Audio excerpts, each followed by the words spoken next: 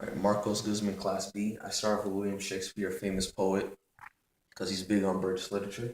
From him, I click on the Romantics because it says that they greatly respected him and thought of him as a genius. So this took me to Romanticism, which is a literary, artistic, and intellectual movement that originated in Europe towards the end of the 18th century. From here, I click Age of Enlightenment because that sounded really familiar to me. So the Age of Enlightenment was a cultural movement of intellectuals beginning in the late 17th century Europe, emphasizing reason and individualism rather than tradition. From here, I click Counter Enlightenment. We know what the Age of Enlightenment is, so I want to know what the counter of it is. The Counter Enlightenment was a term that 20th century commentators have used to describe multiple strains of thought that arose in the late 18th century and early 19th centuries, in opposed to the 18th century Enlightenment. We know what that is, so I don't click on that one. I go to German Romanticism because we know what Romanticism is already, so I want to know what the German form of that is. Basically, it's a philosophy, art, and culture of German speaking, so it's Romanticism just with German, a German version of it. Here we click art. Generally, we know art is a diverse range of human activities. Art can be uh, painting, uh, photos. So here I click performing arts.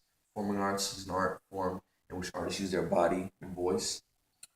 So, and in performing arts, they use Shakespeare used a lot of performing arts.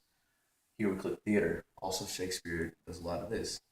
It's a fine art where you use your body and language. From here we go to theatrical language. This took me to psychotechnic.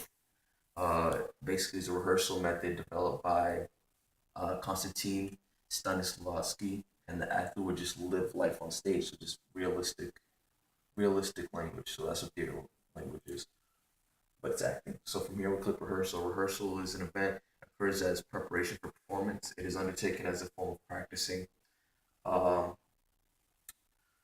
from here we go to scene because there are scenes in performing arts.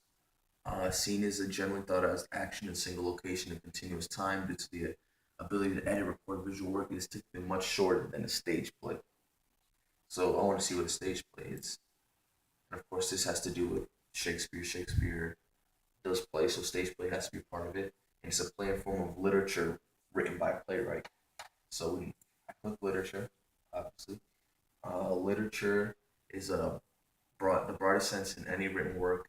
Etymology, the term derives from a Latin word, although some definition includes spoken or sung text. More particularly, it is written that process literary meant. Literature could be music, it could be poem, it could be just a book, it could be a play.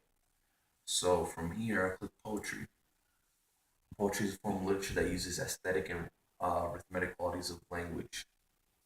Um, Obviously, Shakespeare is famous for poetry. From here, we click drama. And again, Shakespeare is big on drama. It's a form of literature, specific mode of fiction represented in performance. The two masks are used to represent drama. From here, I click back to Shakespeare, got back to the beginning. Chimborazo.